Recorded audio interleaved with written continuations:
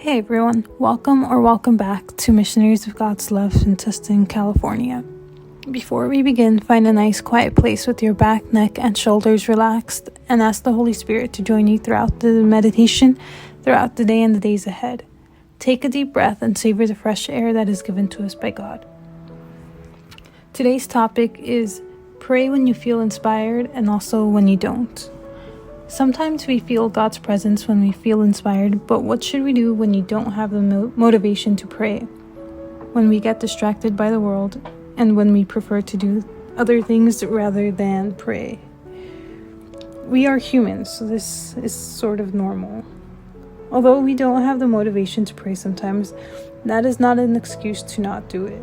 That's when your prayer means the most to God, because that's when you begin to become a true follower. The Imitation of Christ says, "Open my heart, O Lord, to your law, and teach me to walk in the way of your commandments. Let me understand your will. Let me remember your blessings, all of them and each single one of them, with great reverence and care, so that henceforth I may return worthy thanks for them.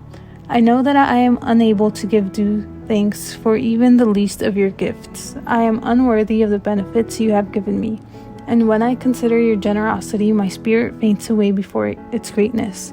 All that we have of soul and body, whatever we possess, interiorly or exteriorly, by nature or by grace, are your gifts, and they proclaim your goodness and mercy, from which we have received all good things.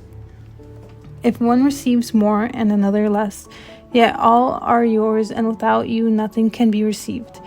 He who receives greater things cannot glory in his own merit, or consider himself above others, or behave insolently toward those who receive less. He who attributes less to himself and is more humble and devout in returning thanks is indeed the greater and the better, while he who considers himself lower than all men and judges himself to be the least worthy is the more fit to receive the greater blessing." End quote. How can we ask God to do His will if we do not know it? We can ask Him to help us learn it and to do His will. Our lives become much better when we live by His will.